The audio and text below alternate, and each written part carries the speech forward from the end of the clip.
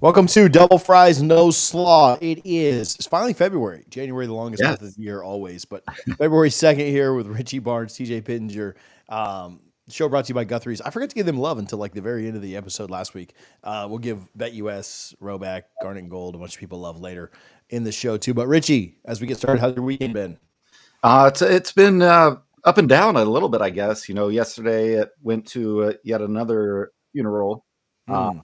for one of my wife's coworkers. I only met her once, but very nice lady. Unfortunately, lost a battle with cancer, which cancer sucks. But today was nice. Got to go to church, hear a good message, and just going to relax. And did a wine tasting after church, which blasphemous. I don't know. You guys decide. And I'll probably watch this flag football game that's coming on at 3 o'clock. I have like sports. I will certainly watch the Super Bowl next year, but yeah, I feel like I'm dead to like sports right now. I haven't gotten into hoops at all, not just because Florida State stinks, but just I usually don't get into hoops until if Florida State's good and winning, like I watch all their games, but I haven't really gotten into college basketball yet this year. I'm going Probably to will rant happen someday. about Florida State yesterday's performance at the end of the show, What's but at even least the point you anymore? got But some news around midnight, though. so, oh yeah, NBA, insane. So yeah, I guess that was a good sports thing. But even like the NBA, like I'll watch the Lakers, like if I'm doing something, like put it on the background. Um, but I'm not really even watching the NBA like that until like late February. Conference tournament time is when I'll start watching college hoops. I feel like I am Yeah, very much a playoffs only for college basketball. So Duke Carolina conference was a bust tournaments, last night. That was just yeah. boring as could be. The you mentioned the Luca AD trade. Like Yeah. I've seen a lot of people share the Trump video of him saying this is the worst trade in the history of trades. Which do I hate it? I know nobody tuning in to hear about NBA stuff, but I love AD. I mean, Luca is for now and later like it's 6 years younger. Yeah. yeah, like it's and he is a superstar, but AD's been playing really well. LeBron's still at 40 playing really well. I thought the Lakers were kind of cooking a little bit. They were up to the 4 seed or are up to the 4. I don't know that they're a real title contender, but I mean, if you get hot in the playoffs, who knows?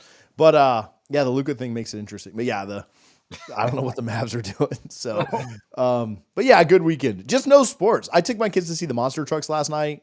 Nice. My daughter's playing softball, so she had her second game. 2 games in, she's still batting 1,000. This week, though, we graduated to hitting off of like last week. She couldn't hit any of the pitches. This week, she got 2 hits with like hitting pitches. So we've graduated up, but she's still batting 1,000. So suck on that, Harlan.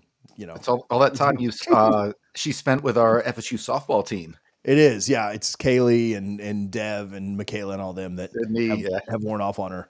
So, all right, Double Fries No Slaw. Let's get to actually things that we are supposed to talk about now. Double Fries No Slaw brought to you by Guthrie's. You can visit all 3 of their locations in Tallahassee, 1818 West Tennessee Street, 2550 North Monroe, and 2870 Appalachian Parkway to go and drive through only. You can also do catering orders out of that location that are really, really easy. So make sure that you're showing some love to our friends over at Guthrie's.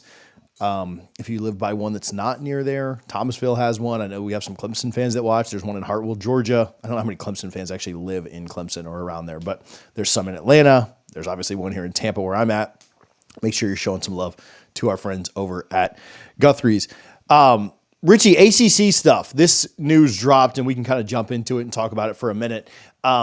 ESPN and the ACC renew their agreement. Not really a lot of drama with that. Very much expected that. I know some people kind of held out hope that they thought that would happen, but we did some content last week expecting that to go through. And it sounds like the conversation now that ESPN and the ACC have solidified their agreement. We talked with Doug about this, and we'll link that at the end of this if you're watching the clip. It sounds like the same battle is is raging on with Florida State and the ACC and Clemson in there against the ACC as well on, okay, what now, right? Are we getting out? Are we going to keep fighting in court? Are we going to agree to something? If we agree to something, the premise around it sounds very much like what was floated back in September by Ross Dellinger of, hey, we'll give you a little more money through some strategic ways. We'll cut down your buyout a little bit. As far as a number of years goes. And Could that be a meet in the middle point? So again, options, again, they let us out free. Don't expect that. Battle rages on in court, possibly. And then a reduction in number of years that you have to stay in the conference, and also an increase in pay, which we talked to Doug about. It is a win for both sides. It is a loss for both sides. I mean, it is a compromise. But anyway, I've chatted with Doug about it. I've talked a little bit about this, but want to get your thoughts because we haven't chatted about it on or off air since it happened. Yeah, so my thoughts is this is really a win for the ACC and ESPN. I just don't see any other way around it. I think the ESPN, if they chose not to renew the contract, it's an easy out for Florida State. But I think ESPN does see some value in the ACC, but that value significantly decreases without a Florida State or a Clemson. I know Miami hasn't gone public in trying to sue the conference yet either, but you have to think if Florida State and Clemson did get out, Miami would be next in line. Sure. I definitely think this is a win for ESPN and the ACC. And, even if Florida State gets a little more money, I think it's a loss for us here just because, we were trying to get out. This agreement, this extension makes it much more difficult. It doesn't make it impossible, but it makes it, in my opinion, very unlikely, at least before maybe 2030 or so. But, as long as we can stay competitive financially, and I think with our donor base, we certainly can. We've been making less money than the SEC and Big Ten for years now, and we've still stayed very competitive. I know 2-10 just happened, but 13-0 happened just a year before that. So it's definitely interesting to see how things play out. I don't know the legalities of all of it and what that looks like for Florida State. But I think if you had to pick a winner on this side, it's ESPN and the ACC, because ESPN, again, sees value in the ACC. And if they thought that doing this extension would help keep Florida State in the league, they do it. If they thought Florida State was gone regardless, I don't think they do it. Yeah. The other thing that so here's where I'll agree with you and I'll push back a little bit. Would you agree with me that it is a win for the ACC and ESPN, but if Florida State gets out 5 years earlier and makes more money over the next 5 or 6 years, like that's a win for Florida State too. Yeah, it's a much 100%. smaller win, Yeah. but it is a win, right? Like it's 100%. a small, it's like winning the battle, but not the war. Right. Yeah. So I do think that is good perspective. I also think that when you really think about it, like, and Doug has talked about this, I don't know if you've caught, every single update that we've had Doug on for, but if the ACC or Florida State, which Florida State wouldn't want to do this, but if the ACC wanted to draw this out and make it like a 3-year legal battle, like from now, like we filed a lawsuit like 14 months ago. Yeah. And we aren't even to like the discovery phase. Like the discovery phase, chatting with Doug, could theoretically not happen until like early 2026. And that's not even like a worst case scenario. That's just that's about how long it could take. Like we aren't going to hear from the Florida Supreme Court until probably middle to, the third quarter of the year. And so discovery phase probably would not even start. And that's without any other delays. Probably wouldn't even start until 2026. And if the ACC really wanted to drag this out, right, which there are advantages to dragging it out. Every day that a result isn't gotten to is another day that Florida State's in the conference. And so this could be like a 3-year from right now legal battle anyway. And if that was the case, I mean, we're in the ACC until 2029 anyway, right? Like if this thing went all the way out in court, you're looking at another 2 years of being in the conference, right? Actually, it's the way that, the people have not confused, but when you talk about 2030 or 2031, it would be the 2031 football season because that's kind of when the academic and the ACC's calendar starts, right? Like ends in June. So you would play the 2030 season, and then by 2031, you could be in a new conference. So that's kind of where the two different dates come. 2030 would be your last year in playing football, right, in the conference. But 2031 would be your last year playing baseball because of the way the academic calendar runs. But anyway, all that said, and so if that's the case, right? Like if you were going to be in through 2028 anyway, because the ACC makes this a 3-year legal, I kind of look at it from that perspective too, of like, okay, well, we'll see. I will tell you this, and not to just try and drown people in like false hope or a false sense of like, this isn't what's happening. nothing has come from Florida State saying that, like, hey, we're hopeful of coming to this settlement. And I've not heard, is there a chance that they agree to what Dellinger and David Hale and folks are kind of floating out there as the ACC's kind of push? Absolutely. I've heard people in and around Florida State say, I don't think that like a settlement's coming within the next week. Like, I don't think that this is just now. It might happen, right? Probably will, just because I said that. But I've heard some rumblings that I wouldn't bet my life on by any means. But I have heard some rumblings that like Florida State's not ready to just lay down and say like, yeah, we'll take the compromise. We'll do this. I don't really know that it's super advantageous for them to do it today, right? If that compromise exists, in August, then you probably do it closer to that deadline. I don't really know what the major benefit to Florida State would be between now and then.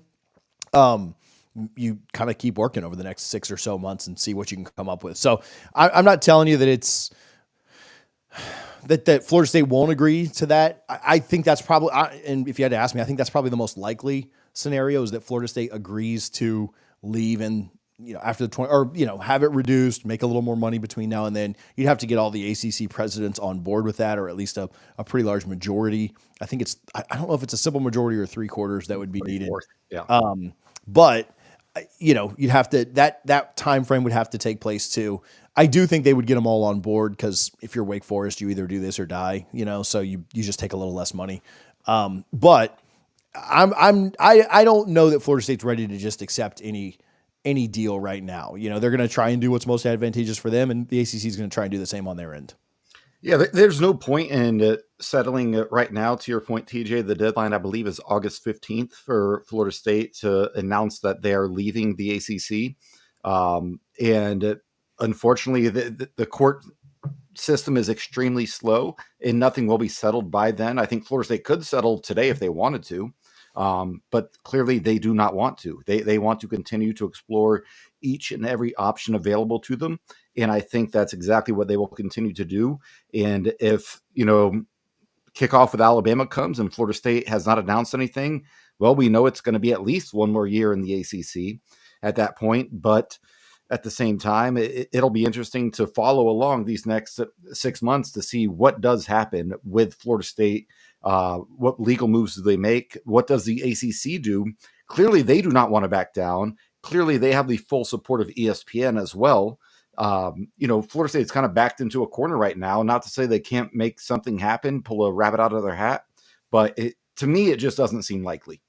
Yeah, the rabbit, I think that they would end up pulling out of their hat. And I read Daniel's comment, which was funny. They have a concept. It reminds me again of somebody saying we have concepts of a plan. is what the ACC's really been living the last 20 years on. But all that said, I do think the rabbit that they would pull out of the hat would be ESPN swooping in and saving them. Like, to me, that's probably the most like. Now, in 3 years, maybe they've won in court. Maybe, who knows, right? Like, I am not the legal mind to tell you like, oh, I think Florida State's got a slam dunk case. I mean, the people that said that they're wasting their time in court also told you the grant of rights was, so airtight that they would never budge. And here goes ESPN, or here goes the ACC cutting 5 or 6 years off of it. But I do think that when you look at what ESPN has at stake, could ESPN, UNC is a big part of this too. You mentioned Miami. Yeah. Could ESPN theoretically make more money by having a Bill Belichick up against Steve Sarkisian kind of matchup on TV often? Could ESPN make more money with Florida State and some SEC matchups? And then can they kind of make the ACC whole by adding some, group of 5 teams like Memphis and Tulane and USF? Possibly, right? They're not going to have the same kind of ratings in the ACC that they will if Florida State, Clemson, North Carolina, Miami leave. But the rabbit out of the hat, to me, is not going to be anything on Florida State's side. It's not going to be anything on the ACC side. It's going to be ESPN, the entity controlling all of this, saying, listen up, we're moving them over, right? We're moving them over right now, and this is what's happening, and here's how we're going to make it up to you. It's not going to be in a great way. Like, it's not going to, it's not going to be perfect for the ACC. But to me, that's the way that Florida State gets out at this point, is the levers that so many people have talked about of ESPN being able to pull to move things around, because they own all the SEC properties. They own all the ACC properties. If they say we're moving things around. I mean, that's what's going to happen. Whether the ACC wants it, whether the SEC wants it, doesn't matter. So we'll see. I'm not telling you I think ESPN's about to do that, but that's to me that's the get out of jail free card at this point. Yeah, and I think that the important thing to know, you talked about Wake Forest, and let's talk about the Boston College and Syracuse's of the world. Their money that they get probably would not be impacted very much if Florida State, North Carolina, Miami, Clemson all left. They would, because ESPN's already getting a bargain with the ACC given who they have. And if they did add some group of 5 schools that you mentioned, then they would probably, even if they take a little bit of a loss, the gain that they would get from the SEC would be huge, and it would more than cover it. Think about how the WNBA loses money every single year, but the NBA makes more than enough money to supplement that. That's kind of the situation it would be, and that would not surprise me. That is probably my most hopeful thought of what's going to happen here, but it's just a game of wait and see right now. Yeah, that's a really good point. The way, the say the ESPN and the SEC are making, just call that deal valued at like $1 billion, right? And say that the ACC's is at 500 million, right? That's not, well, actually, yeah, those are close enough. Yeah. So if that's the case, and you say, okay, well, we could make 1.25 billion if we move some of these programs over, but we're only going to make 300 million that's still a net gain, right? Like you lost, some here, but you gained more than enough here to make up for it. That's all the ESPN cares about, right? And so it's the bottom line. That's all it cares. Let's give BetUS some love, and then let's talk about something that's a little bit interesting for just a few minutes. BetUS, make sure if you're betting on the Super Bowl, if you're betting on anything, right? College basketball, we mentioned a minute ago. Make sure that you're betting with our friends over at BetUS. Use our code YouTube150 for a 150% sign-up bonus on your first deposit, 125% on your next 2. All of that up to $2,000. Again, YouTube150 is the code over at BetUS. Richie, I want to get your thoughts on this as obviously a fan of FSU football. Oh, sorry, Harlan, I messed you up here. Yeah, we'll do that first. We'll do way too early predictions. I didn't tell you what order we're going in, but real quick, early thoughts as we're giving BetUS some love. KC -1.5. We'll talk about it next week again, I'm sure, but yeah, until I see Pat Mahomes lose, I'm not betting against him. Yeah, give me Pat Mahomes. Yeah. Do you like the Eagles? I'm going for the Eagles. Lindsay's a big Alabama fan, so she wants Jalen to get that ring. I would love Jalen Hurts to get a ring. So I'll be going for Philly, but I'm not sure who I'm betting on yet. But I will use BetUS when I do make that bet. I know people hate the Chiefs, and mostly because they hate greatness. But that's fine. Everybody does. People are haters. The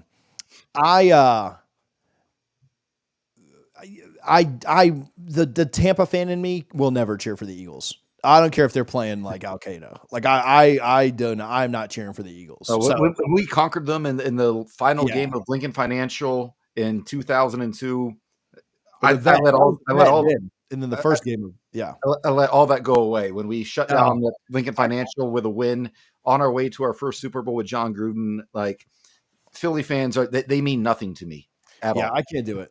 I'm all in on Taylor Swift and the guys. So, go Chiefs. Yeah, let's go way too early predictions. We'll switch it up a little bit. All right, we're gonna predict the schedule because that's what you're supposed to do on February 2nd. Is go game by game and predict what's gonna happen. Again, we'll say this is presented by BetUS since we just gave them some love.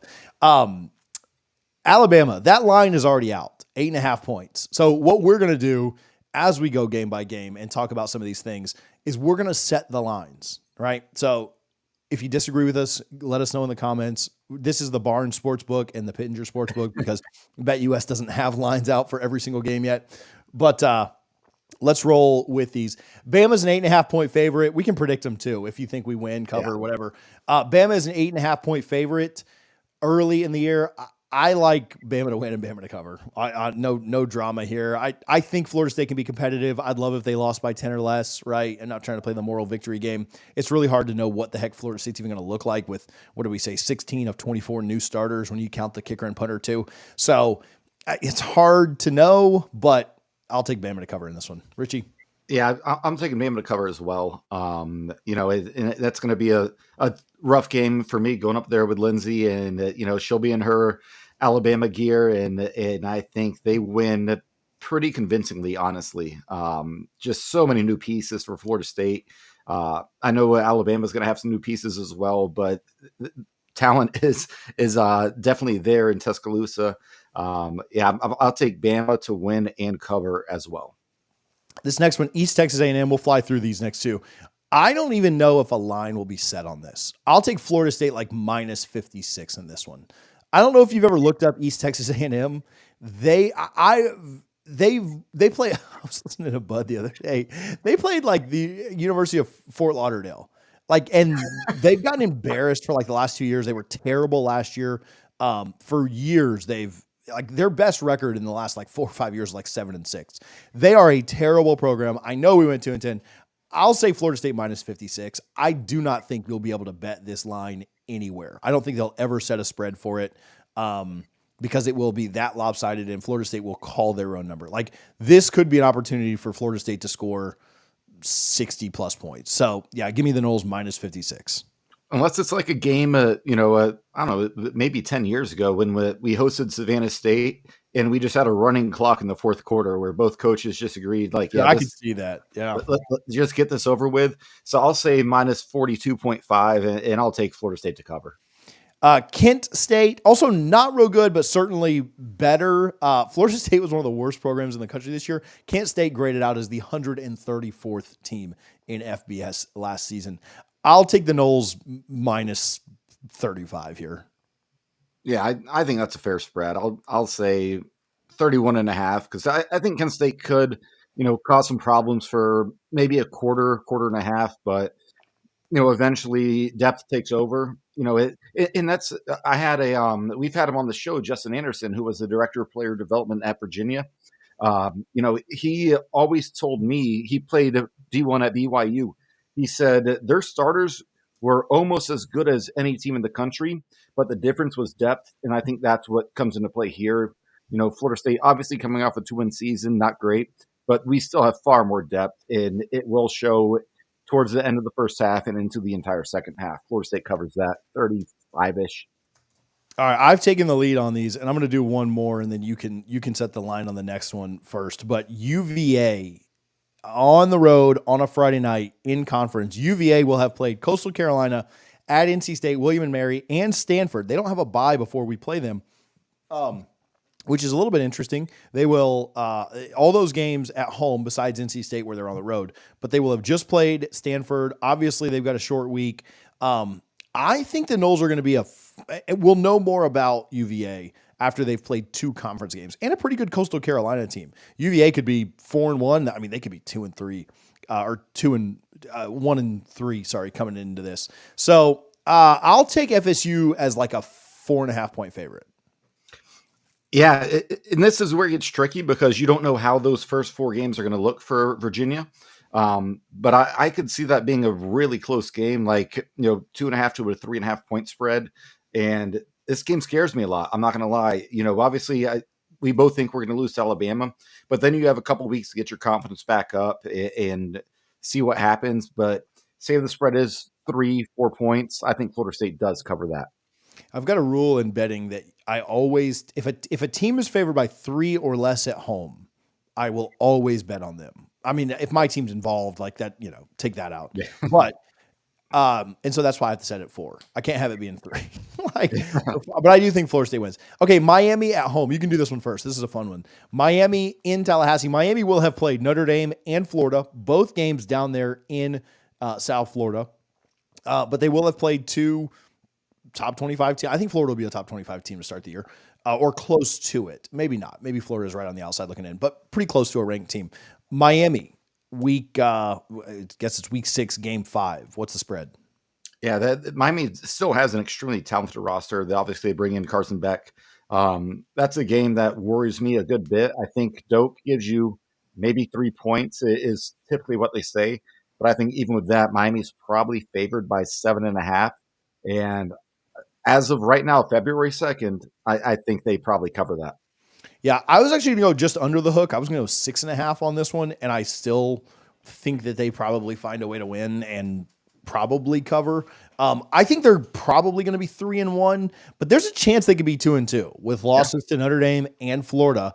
If they're 2-2, that makes it more interesting. And if Florida State has somehow found a way to beat Bama, then Florida State will be favored in that game. Like that's just what will happen. I'm not projecting that. I think Florida State will probably be 3-1. I think, 3-1. I think Miami will be 3-1 and split with those two teams. And I think Miami will be a 6.5 point favorite. And I do think they cover. Pitt the next week at home. Again, a weird one because with Pitt, they will have played, not to go through everybody's schedule, but they will have played at West Virginia and they will have played Louisville and Boston College the week before, the 3 weeks before. So 3 tough games against BC, Louisville, and at West Virginia. I think Florida State will be a 6 point favorite, 6-7, like around a touchdown favorite over Pitt. Now, if they're 2-3, if they haven't looked very good, sure, Florida State could be a bigger favorite. But as of now, I'd say they're probably around a touchdown favorite. Give me like 6 points.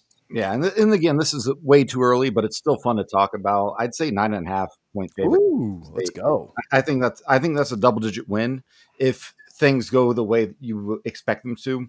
I think Gus Malzahn is going to really turn this offense around. I think in 2013 we got a little too reliant on Johnny Wilson and Keon Coleman and Trey Benson, and kind of just forgot about the actual scheme of the offense. What UCF did last year, even not having a great year, was really good, especially in the running game. I think we're going to see a lot of that this year for Florida State. So I think 9.5 points. Harlan, clip all these spreads because I'm gonna be curious to see what they look like each week. It's impossible to project them this early, so we'll be way off. Yeah, and I think Florida State covers. I think they do win that game handily. The next game is against Stanford, obviously out on the West Coast. Stanford will be coming off of a game against SMU on the road. So they'll be coming back home, but they will have just traveled to SMU to face another very mobile running quarterback in Kevin Jennings. I think the way that they play against SMU will tell us everything we need to know about their ability to handle a dual threat quarterback like Florida State has in Thomas Castellanos. I think Florida State's like a 10-point favorite in this. I think it's very likely that Stanford has at least 3 losses coming into this game. They've got to go play at BYU to open the season. They play at Virginia and they play at SMU. I do think they can beat Boston College, but that's not a lock either. They play San Jose State. They should win that. But they could have 3, maybe 4 losses coming into this thing. I'll take FSU again, on the road. I know this is maybe crazy to think. Coming off a 2-10 season, I think they're a 9.5 point favorite on the road, and I think they cover. I think that's a pretty fair spread. I'd say 9.5 to 10.5.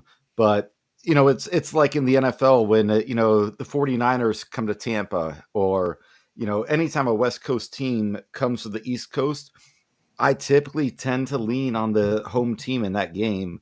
And I think the same holds true here. I do like Florida State's chances to win this game, but whatever the spread is, I'm again, February 2nd, guys. I'm going to take Stanford to cover. The next week, Florida State is at home against Wake Forest. I think Wake Forest will be, if not Stanford, I think Wake Forest will probably be the worst team in the ACC. In fact, I'd maybe put Stanford even a tick above them because they do have the home field West Coast advantage. Not that Stanford's an intimidating place to play, but I do think that helps them some. Whereas, Wake at home, I don't think anybody cares. Wake at Florida State. You can go first. I just kind of gave some of my reasons what I was going to do, but I've taken the lead on a bunch of them. So what do you got against Wake? I'd say Florida State 16.5 favorites. And I think they cover. I think Florida State having a bye right before that game, give them a chance to get healthy, get right. I just, if we lose that game, then we got some serious issues bigger than even last year. Then it's the trip to Clemson. All right, let me read you Clemson's schedule. They got LSU at home to open the year. Troy, obviously that's a win. At Georgia Tech, Syracuse at home. At North Carolina, the Bill Belichick game. At Boston College. Then you get SMU at home. You get Duke at home. And then Florida State at home. I think there's a really good chance that Clemson's undefeated coming into this game. And if they are, they're probably around a top 5 team because they knocked off LSU early.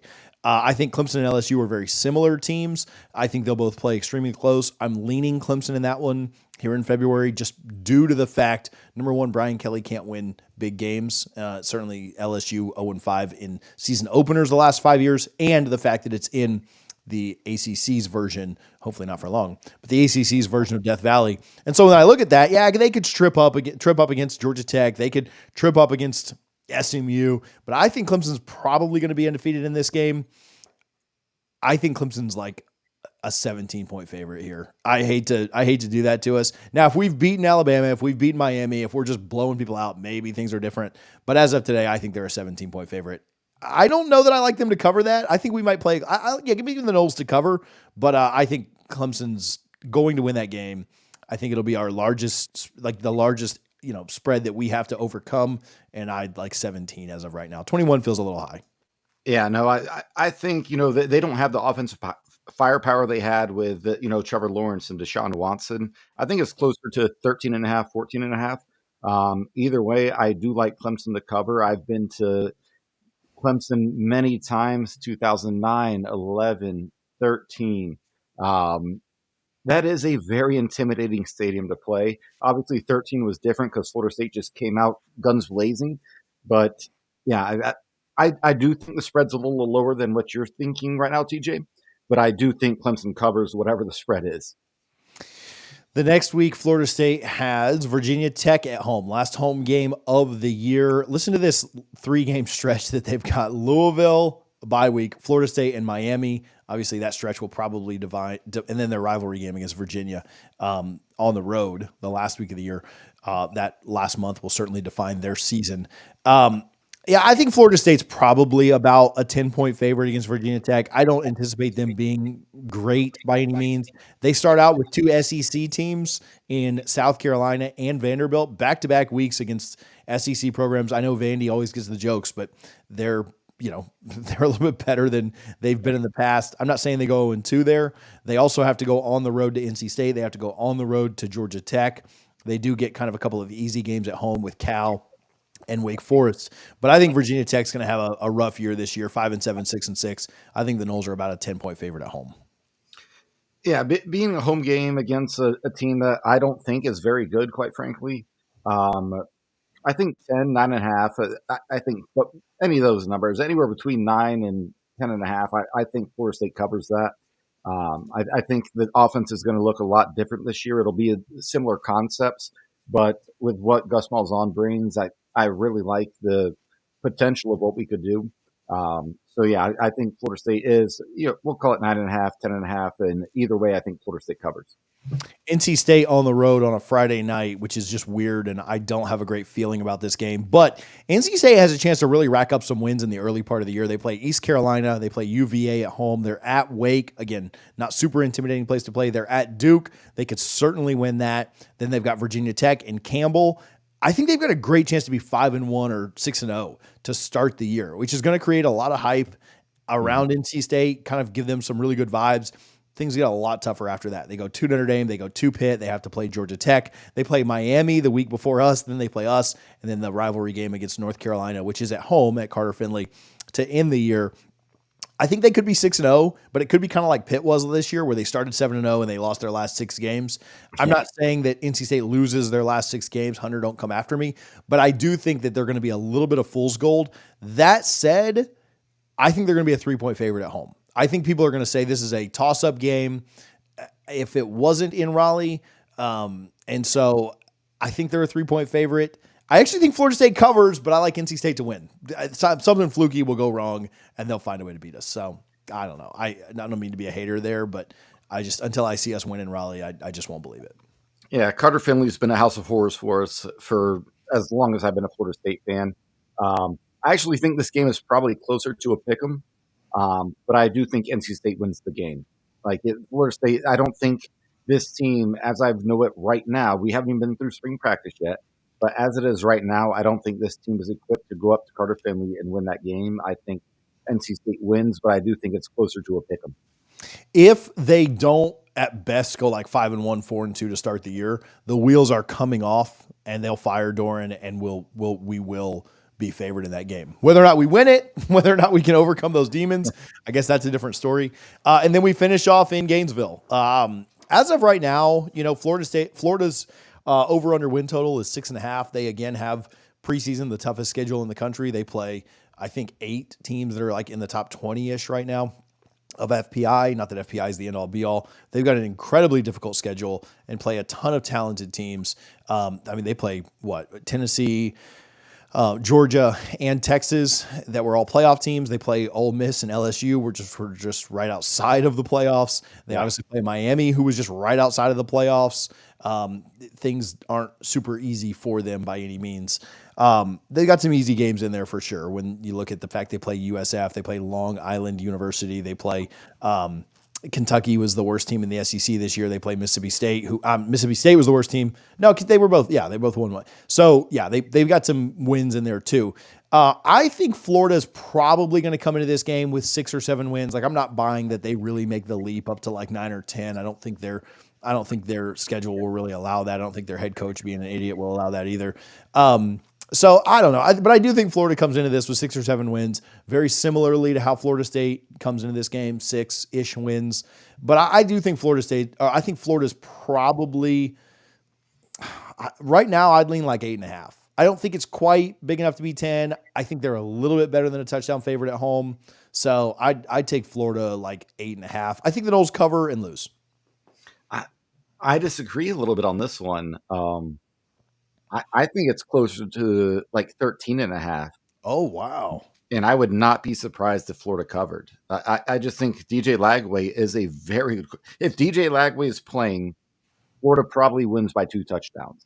Now, obviously, you never root for anybody to get hurt, but if he does, that changes everything, right? We saw it with Jordan Travis when he went down. We would have beat Florida by probably 21 points that night in Gainesville if Jordan Travis didn't go down. But I just think quarterback in college, in my opinion, is the most important position in any team sport in America. Obviously, you talk about golf, that's all individual, right? The quarterback in the NFL, yeah, that's extremely important.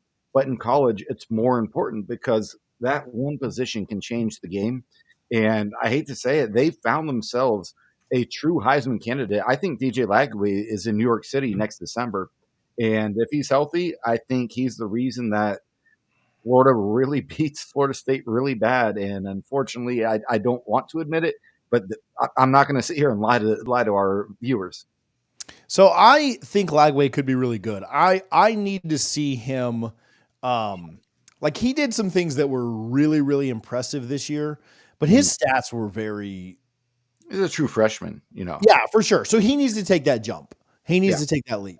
And so I think we'll have a better idea. They play LSU week 3. They play Miami week 4. Both those games on the road. Okay.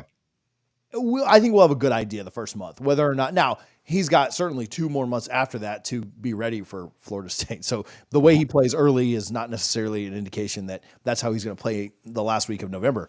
But I do think that there's a lot of, with Florida specifically, and this isn't hate, like this is just, he has all of the potential in the world to be the number 1 overall pick in 2 years. There's no doubt about it. I haven't seen it yet consistently enough. Like he came into a Doak Campbell last year against a team that was terrible and had 2 wins. And I didn't think he was very impressive. And, he was a true freshman, but he also had played in 12 games. Like he, at that point he had played a lot of football, and I didn't think he was that great. I thought he was just okay against a defense that like let everyone in the country do anything they wanted against it. So I think when you project Florida up to, and I'm not saying you're saying they're going to win 9 or 10 games. When people are projecting them up, they're thinking that Lagway takes a pretty big step. Now, quarterbacks take a bigger step from that true freshman year to that redshirt freshman or sophomore year than anything else. So there's no doubt about that he could. I'm just not ready to pull the trigger on saying he does it this year. I think 26, he could be just insane, but we'll see, right? Like I hope I'm right and you're wrong on this one for sure. And that it's a little too. I think that lands us at 7-5. I've got it. Did you pick a win? Did you pick a winner in the NC State game? I've got us losing to the games we'll be underdogs in. I've got us losing to, Bama, Miami, Clemson, Florida, and NC State is the kind of the linchpin the toss up. In all reality, we'll probably beat one of those 4 teams I just mentioned and lose to somebody you shouldn't, because that's just how football works. Very rarely do you just win all your games you're favored and lose all the games you're dogs in. It happens. But I think if I had to project it out, I'd say about 7-5 right now. I'd say about the same. Just looking at losses, I'd say Bama's a loss. Miami is a loss. Stanford is a toss-up, but that could be a loss. Clemson's a loss. NC State's a loss, and Florida's a loss. So yeah, I'm right about there with you. 6-6, 7-5 as of right now. We'll see. Hopefully they can find a way to upset somebody early and get us a little more hyped about things. Let's give some love to Roback, and then we'll move on. Yeah, so Roback, sorry, CJ. The best performance hoodies, polos, joggers, whatever you can imagine. I'm actually wearing a Roback long sleeve shirt right now. It's amazing. Really is some of the greatest stuff that you can get in terms of feel, especially if you live in Florida and you want something a little lighter. They have everything you can imagine. If you're a little embarrassed to be a Florida State fan right now, I get it. That's fine. We just won 2 games, but they have a lot of non-Florida State gear as well. And if you use promo code DFNS20 at roback.com, that's RHOBACK.com, promo code DFNS20, we will save you 20% off your first order. And I promise you, once you order from them once, you will definitely want to order from them again. We are so excited that they decided to partner with us this year and hopefully continue that partnership. All right, let's move on to this. With all the news about the ACC, this may have gotten missed by some folks, but I want to get your perspective as an alum. I know that you're I don't have to guess that you probably care a little bit more about athletics just because of the conversations that we've had, but I won't assume that completely. But I do think this got missed because of all the ACC news that was happening at the same time. Andrea Adelson tweeted this, and it was well known. This isn't something that people weren't surprised about. But Florida State Athletic Director Michael Alford and USF AD Michael Kelly are both in Jacksonville at the Florida Board of Governors meeting, asking for a change in state law to allow institutional support of athletic departments to help with revenue share. Currently, athletic departments in the state must be self-sustaining. Essentially, they want to be able to take money from Florida State, right? From the, alumni associations, from Florida State in general, and not just have to rely on the revenue that comes in from athletics on its own. Currently, that is separated based on state law. Richie, do you obviously a lot of this is because of the new revenue sharing model that we think is going to come in place, where you've got to then pay athletes upwards of around $20 million, or that's what the cap is, and the deficit that we're at with the ACC and just all of the things, the building projects that are going on. Is this a good thing, a bad thing? Are you like, man, as an alum, I don't love this? I know plenty of alums that don't care about athletics that are like, we don't like this idea. But do you have any thoughts on this? Like, what's your perspective here? Yeah. So obviously for me, growing up a diehard Florida State fan, going to Florida State, I'm all for any money that we can get to our athletic program getting there. But I also understand, we talk about the founder of Spanx, right? How she's never given anything to Florida State athletics, but she gives to the academic side. Trick her into giving her money over there. Yeah. No, but I get that as well. And, nobody will come to the table and fully agree. If you get, 100 Florida State alum to sit around a table and say, hey, where should this money go? You're not going to get a consensus, right? It's like the Senate, right? Like you might have 1 or 2 swing votes, but that's it. Like that's all you're hoping for. I do think that it's a good option to explore. And I like that we're doing this, but at the same time, I also understand, I have great friends from college that never even went to a Florida State athletic event, but they were super happy to be a part of Florida State in the community, and they'd rather see that money go elsewhere. So a lot of people don't know this, but Florida State's film school is one of the best in the country, right? They only take 20 freshmen and 10 transfers every single year. One of my very best friends, she went to the Florida State Film School, and she would not send a penny to athletics. but she would love to see money be funneled back into that film school. So I get why this is a very controversial issue. Obviously, me personally, throw it all to football. I'm done with basketball. We'll talk about it in a second. But throw some to women's soccer and softball. But yeah, I understand why people would be upset about it if they are true academics and that's what they care about. Yeah, I see both sides. I see the idea of, hey man, like we don't want our money going here. Maybe the devil's advocate that I would propose, as somebody who we do a athletic show, right? We do a football show. So that's the perspective that we're going to have and that we're going to keep. If, I'm sure people do it. I've never heard of it, but if you do an academics podcast, double degrees, no dropouts. I don't know what you call, whatever. If you do that and that's, if that's your passion, then great. But I'm going to give you the sports side.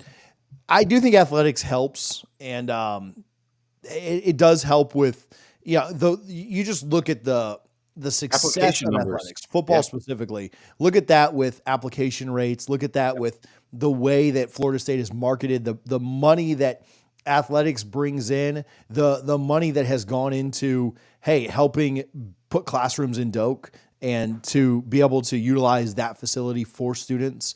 I do think that there's an argument to be made that athletics does give back to the university in a pretty massive way. I think Alfred's talked about there being 550 plus scholarship athletes, and then that number growing with some changes that the NCAA has levied. And the fact that you are bringing those students in and you are athletics is paying the school for those scholarships, and not only the change of the NCAA, them adding women's lacrosse and stuff is a big impact too. So athletics is paying the school in some ways and is helping the school in some ways in both monetary contributions from scholarships and classrooms and things like that, to also just the brand, right? There are plenty of people out there who care about the way that Florida State is portrayed as an academic university, and even as a non-alum. Something that I think is really, really cool is when that stuff is shared and, they're a top 10 public university, or they're this, that, and the other, whatever. I do think a lot of that is really impressive. And I think that that's something that you should be proud of. When your average just American out there that you mentioned Florida State to, when you say Florida State University, or when I wore this, you talked about going to, when I wore this, whatever it's, I got it from Garnet Gold. We'll give them some love in a minute. But when I wore this jacket or this, I don't know, pullover to church this morning, nobody came up to me and asked, hey, did you see the latest academic news on Florida? 3 people came up to me and said, hey, go Noles, or hey, I'm a Gator fan and I, hope we beat you this year, or whatever, right? Like that's what the conversation was. So I do think that there's an argument to be made there. I can understand people that are like, we don't want the money to go here, there, or wherever. I would wonder what it actually looks like in application. Like if you took some money from the school, which is making money hand over fist, let's not pretend or play with ourselves, play with the facts here of, okay, well, what's that money going to? I would wonder what that looks like in application. Like, do you have to pay, okay, when we get to the Big Ten, we'll pay it back a little bit. Like we'll give some of this money back, but you get to the Big Ten, you're going to get a lot of money for research and different things that come with that. And again, athletics is what's driving a lot of conference realignment too. So I do think that there's an argument for both sides, but the argument to be able to dip into that money is pretty strong for athletics. Yeah. And when I was enrolled at Florida State, TK Weatherall was the president, a legendary receiver for Florida State. He would continuously make the comment that athletics is the window of which many people see your university. I would challenge anybody to go look up Alabama's application rate in 2005, the year Nick Saban took over, and then compared to 2020, yeah, compared to any recent year. And I would also challenge you to continue to monitor that with Kevin DeBoer if he continues to underachieve by Saban standards. And nobody's going to match or overachieve Saban standards, so it's not a shot at DeBoer at all. That's just the fact of the matter. And I know when I was in high school, I'm sure these rates have gone up a good bit. My application rate for Florida State was $35. Well, okay, it ain't that anymore. I can guarantee you that. Exactly, but and that's the point. people want to go where they see success, and where you see the most success publicly from a cultural standpoint is on the athletic fields and mainly football. So I think that's a huge deal because let's say it's $100 now. I have no idea. I've not applied for college in a long time, but let's say it's $100 now and your acceptance rate is 45%. Well, think about all that money you're making every single year. And football drives that. And again, I challenge anyone, go look at Alabama from 2005 to 2020 and just look at those application rates, because it is no joke. I promise you that much. Yeah, a couple of points, couple of thoughts to maybe close this out. And if you have anything on these two, certainly want to hear it. But number one, other programs are already doing this. Like, other private schools that don't fall under the law, like Florida State's basically just asking for this to, and USF is asking for this to help their athletics departments, which, like you just said, give back to the university in such a massive way, both financially and from a brand perspective. Allegedly, Miami has funded a lot of their NIL through the money that's made through their private health care system, right? Like their hospital. Yeah. I don't have a problem with that. Like I have a problem in theory with the amount that healthcare costs in this country. That's a totally different conversation that, will get all of us canceled if we talk about. Actually, I think canceling's kind of done. We're done canceling people, but we'll offend people. So we'll avoid that. But yeah, if you've got an extra $20 million laying around the hospital system, that the hospital is just making tons of money and you need some help over somewhere else. Like a lot of people have said that that's a large portion of how Miami has funded some athletics stuff. And so this is not something that's new or that other people aren't doing. It's just a state law that you can't do it right now in Florida. And I wonder if it'll change or not. I have no clue. But it's not a brand new concept by any means. The second thing I'd say is athletics is ultimately a department at Florida State. To my knowledge, and somebody may correct us in the comments on this, to my knowledge, it's the only department at Florida State that has to be self-sustaining. It's the only department at Florida State that doesn't take resources from the university, right? Obviously, you just mentioned the film department. We think about the music department. We think about just whatever, I could list them all, right? They all do take money from Florida State. None of them make Florida State the amount of money that athletics does. So that would be kind of a two hand on it. Yeah. Two kind of count, for the, we can't do this kind of crowd. It's being done elsewhere. Again, Florida State Florida State athletics, the only department, and that's not just FSU. That's that's Florida and USF everywhere else. It's the only department at Florida State, to my knowledge, that isn't allowed to take money from the school. So anyway, any closing thoughts on that, Richie? No, it'll be interesting to see how it plays out, but I just think that it's really critical to get the point across that football programs, especially in the Southeast, they truly do help the university as a whole far more than anyone thinks. You could be a student that never went to a Florida State football game. You went to FSU for 4 years, and you have no idea how much you benefited from the football program that was on your university that you never went to a game to. Yeah. And from Bobby Bowden having been born. Yeah. Let's just call it what it is. Yeah. All right, let's, we had a really good question here. I'll answer it in a second, but let me give Garnet and Gold some love. I couldn't think of what this is called. It's a pullover. It's a short sleeve pullover. I don't know why I'm an idiot and couldn't think of it, but garnetandgold.com. If you're ordering anything, or if you got your tax refund coming soon and you want to just go on a shopping spree, make sure you do that over at garnetandgold.com. No Slaw, NOSLAW for 15% off. Yeah, 15% off. I say it every week and still can't remember it. 15% off at garnetandgold.com. The best in FSU apparel, licensed merchandise. I've recently gotten some new stuff on the background that like decorations and stuff. And you can't see it because the screen is smaller now. But order all that from Garnet and Gold. Make sure that you're supporting, again, No Slaw, NOSLAW, no spaces, for 15% off. All right, let me read this question real quick. Carlin, I'll throw this up on the screen and see if I can get down to it to read it. I'm late. Do we know if FSU, Clemson, and North Carolina either voted against or abstained from voting on this? How can FSU on a bad deal and continue litigation? So yeah, if Florida State, they they wouldn't vote against this. Like if Florida State agrees to it, like the ACC is not going to propose it because it is going to piss off some of the smaller members, in my opinion. The ACC is not going to present it as an option to the conference without already first having it like a handshake deal done with Florida State, Clemson, and others who may be seeking to leave behind the scenes. So Florida State's not going to, like, there won't be a vote unless Florida State and Clemson are already on board.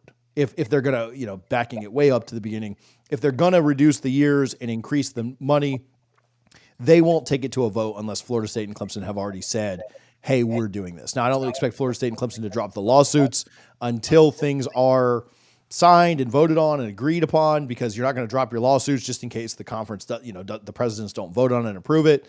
But yeah, the Florida State's not going to agree to it, like handshake deal, and then vote against it when the vote happens.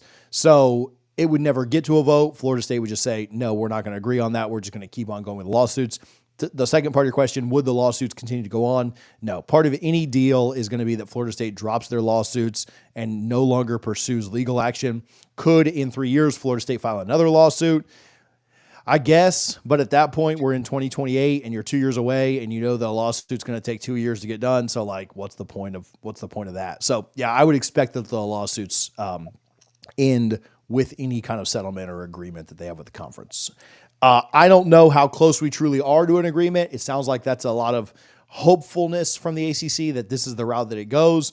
We'll see if Florida State, agrees to it or not. But I think that a lot of people think that something is coming soon. I don't necessarily think it is. Again, it'll happen this week because I just said that though. So, Richie, I know you, this is not a shout out. This is a rant, I guess. But go ahead. The mic is yours. Yeah, no, just extremely frustrating watching that Florida State basketball game yesterday. They played really well on the road at Boston College, who's not a great team, quite frankly.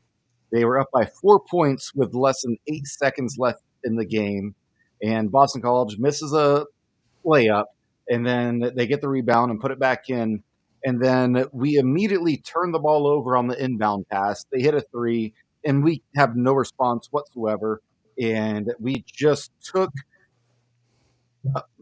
victory from the jaws of defeat, and it was just took defeat from the jaws of victory, excuse me.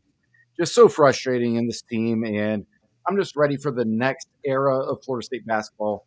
And I get with NIL and what the Dukes and Kansases and Auburns and Alabamas and Tennessees and Gonzagas of the world are doing. We'll never be truly competitive again like we were. If we had got to play that dadgum 2020 tournament, that still haunts me. But yeah, yesterday afternoon's game was just a complete. It was Florida State basketball in 2025 and the past few years, just so frustrating. And I love Coach Hamilton, and I truly mean this. I hope before the end of the season they name the court Leonard Hamilton Court at the Donald L. Tucker Center, because he's earned it. He deserves it. But his time has passed. And, when you look at not just college basketball, college football too, all of these older coaches, they are struggling in the NIL era. It's a part of the reason why I think Nick Saban is still coaching today if there was no NIL, but they just don't know how to handle it. Leonard Hamilton was one of the top 3 recruiters in the country, given the program he had, the facilities he had, and he just can't do it anymore because there's no funding for basketball, which is fine because I want all the money going to football. I love Florida State basketball as much as anyone, but I want that money going to football. But yeah, just to see the way we lost that game yesterday, I'm sitting on the couch. I'm like, they might get a foul and make a few free throws, but at least we got the win on the road. Nope, did not happen. Florida State lost the game up 4 with less than 8 seconds left. And that's just frustrating. Oh my, TJ, I'm going to stop talking about it right now. They had shown so much promise too. What's tough is they were at a point where they won 4 out of 5 games. Their only loss against a team that's 18-4 right now in Clemson. They weren't competitive in that Clemson game, so that's fine. But they had won 4 games. They had won down in Miami. They beat Syracuse. They won it, both games were at home, but Pittsburgh and Georgia Tech. And we were looking at the next little bit. Like we were looking at, okay, Cal, Stanford, Virginia Tech, Boston College, Notre Dame, Wake Forest. Like you could win the next. West Coast trip was a flop. Yeah, but we were thinking like you could win the next 4-6 games before you have to play Clemson at home. If you've won 6 in a row, if you somehow beat Clemson, then you're cooking with gas, right? Like you can go on. Then you had Miami the very next week, or the very next game. So you're thinking like, dude, if they can just find a way to upset Clemson, they're going to be favored in all these games.